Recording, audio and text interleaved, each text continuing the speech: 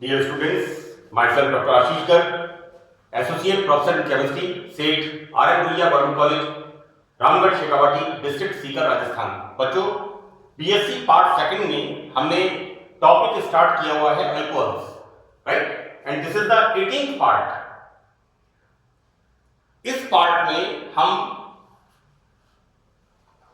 General properties,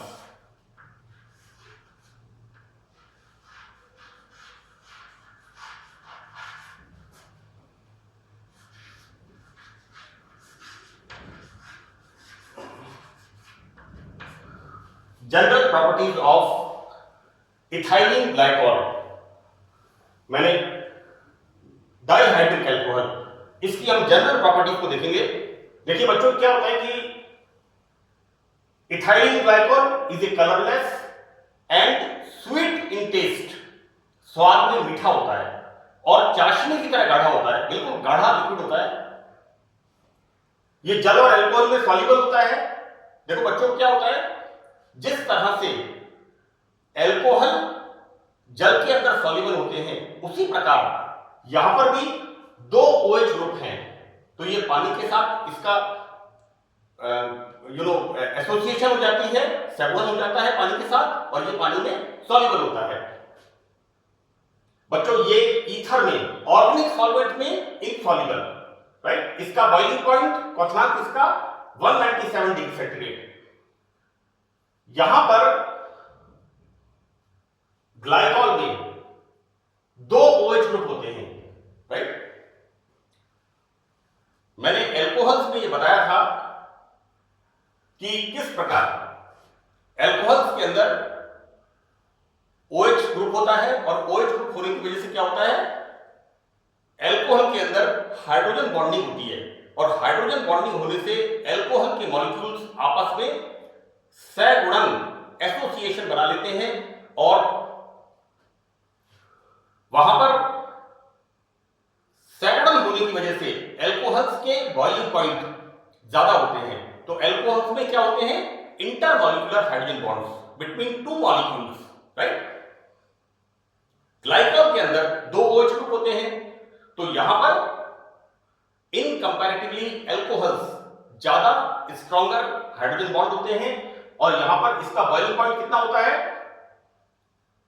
बच्चों, दो OH group होने से यहां पर अल्कोहल की तुलना में प्रबल हाइड्रोजन बॉन्डिंग होती है, और यहां पर इसका बॉइलिंग पॉइंट होता है 197 degree centigrade.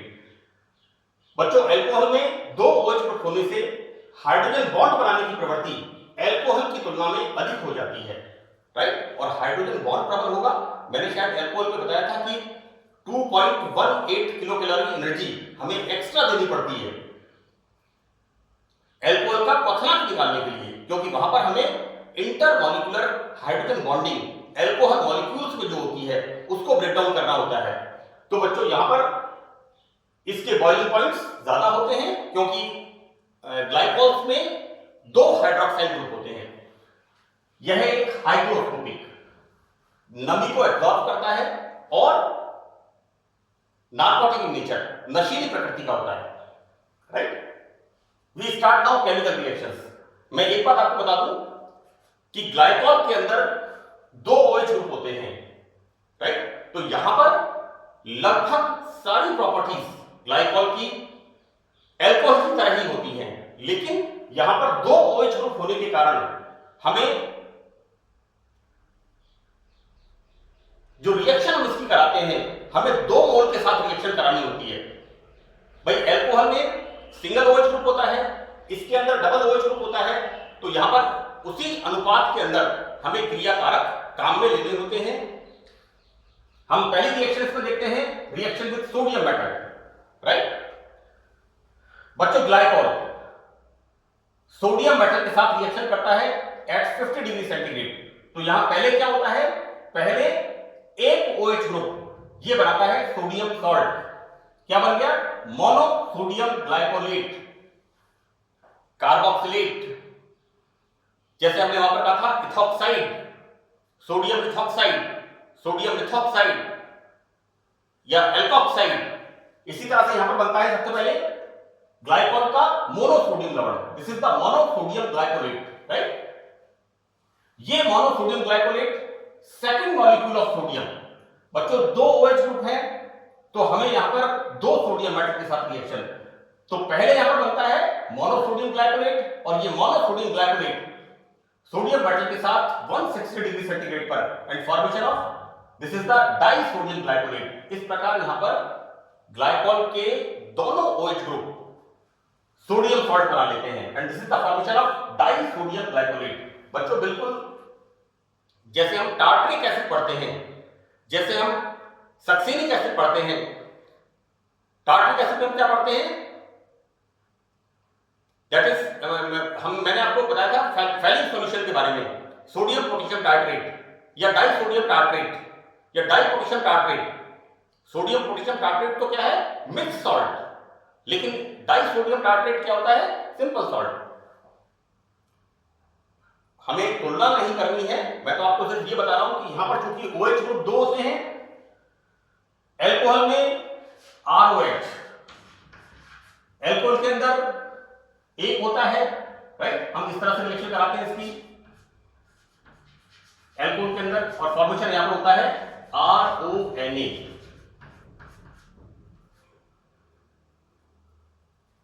This is the formation of, you know, like this is 2 plus यहां पर H2, हाइड्रोजन गैस यहां पर बाहर निकलती है, राइट।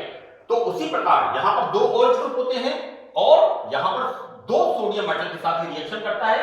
पहले बनता है मोनोसोडियम ग्लाइकोलेट और दूसरा बनता है हमारे यहां पर, इसके बाद बनता है disodium glycolate. Now the next reaction, reaction with HCl। बच्चों ग्लाइकॉल HCl के साथ 160 डिग्री सेंटीग्रेड टेम्परेचर पर, राइट, यहां क्या होता है, this OH group is replaced by Cl और यहां क्या बन गया, ethylene chlorohydrin. This is the formation of ethylene chlorohydrin. Again HCl के साथ रिएक्शन, अब यहां पर टेम्परेचर ज्यादा है, हाई टेम्परेचर। देखो बेटा यहां पर सोडियम के साथ रिएक्शन पहले 50 डिग्री सेंटीग्रेड पर, सेकंड मॉलिक्यूल सोडियम के साथ रिएक्शन 160 डिग्री सेंटीग्रेड टेम्परेचर पर। तो बच्चों यहां पर 200 डिग्री सेंटीग्रेड टेम्परेचर पर यहां पर सेकंड OH ग्रुप भी Cl से रिप्लेस होता है, removal of water molecule and formation of ethylene dichloride, right. Now next reaction बच्चों, रिएक्शन विद फास्फोरस हैलाइड। यहां पर मैंने दो रिएक्शंस लिखी हैं। देखो बेटा पहली रिएक्शन है PCl3 के साथ, जब ग्लाइकॉल की रिएक्शन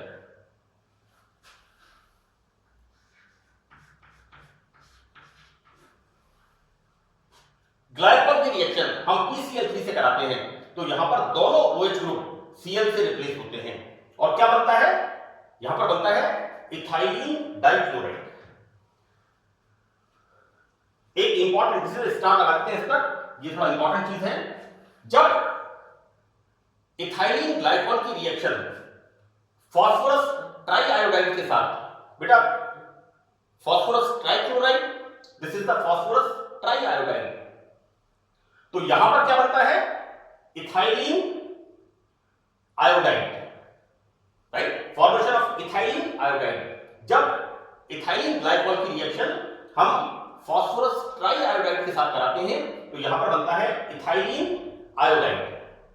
जैसे बन रहा है इथाइलिन क्लोराइड, उसी तरह से बन रहा है इथाइलिन आयोडाइड, राइट। लेकिन ये इथाइलिन आयोडाइड आयोडीन के बड़े साइज के कारण अनस्टेबल होता है और यहां पर आयोडीन बाहर निकलती है और यहां पर इथाइलिन एथीन का फॉर्मेशन होता है। नाउ नेक्स्ट रिएक्शन बच्चों इसके अंदर है रिएक्शन विद एसिड्स, राइट। देखो बच्चों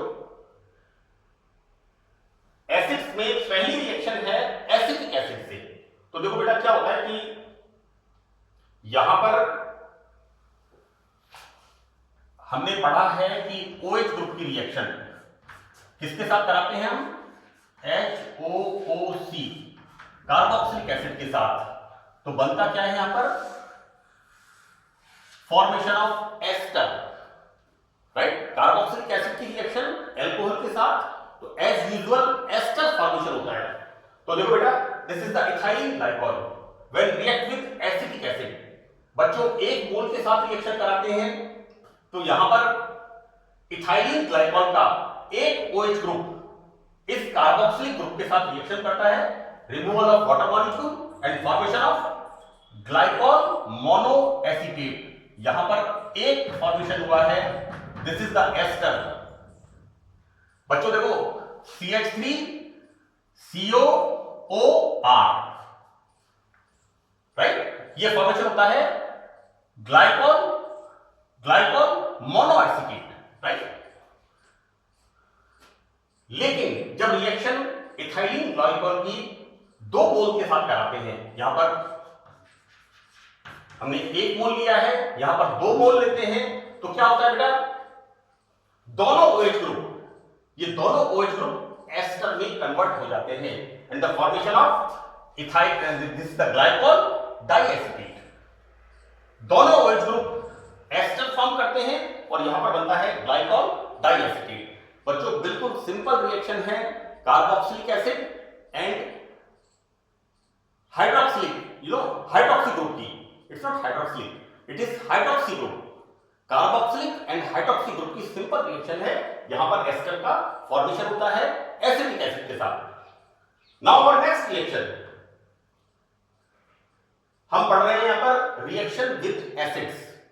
तो जब यहां पर हम रिएक्शन कराते हैं concentrate nitric acid and concentrate sulphuric acid के मिक्सचर से, right, we are taking here mixture of concentrate nitric acid and sulphuric acid.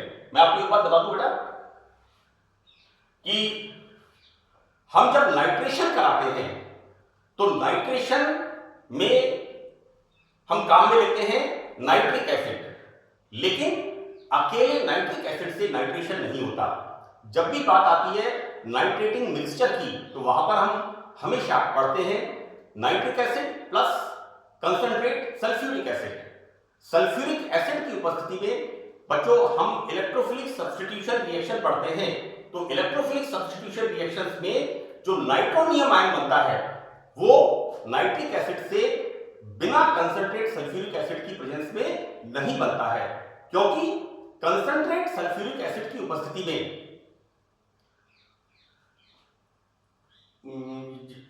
मतलब कहना चाहिए प्रोटॉन की अधिकता हो जाती है और नाइट्रोनियम आयन फॉर्मेशन होता है।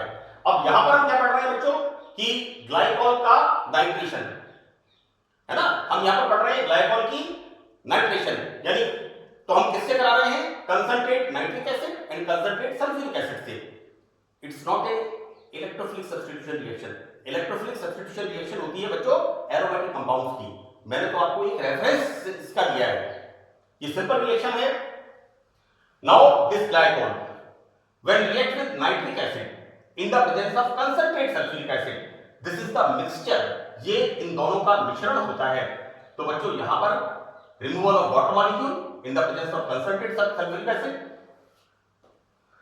कंसंट्रेट सल्फ्यूरिक एसिड एक बहुत अच्छा निर्जलीकारक अभिकर्मक है, डिहाइड्रेटिंग एजेंट है, पानी का अणु एब्जॉर्ब कर लेता है। तो बच्चों यहां पर फॉर्मेशन होता है glycol dinitrate and this glycol dinitrate is the explosive.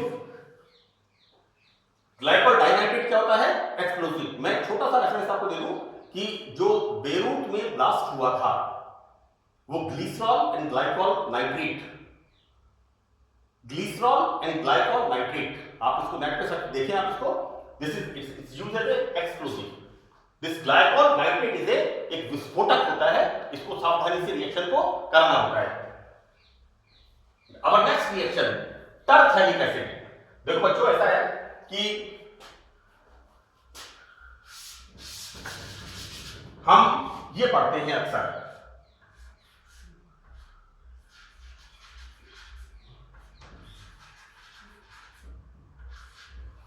Twelfth class में एमीन्स के अंदर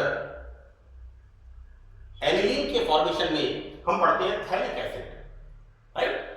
देखो जब यहां पर 2 COH ग्रुप ऑर्थो पोजीशन पे होते हैं तो this is the phthalic acid, लेकिन यहां पर क्या है, इस जगह पर दो carboxylic acid group para position पर है, so this is the terephthalic acid, right.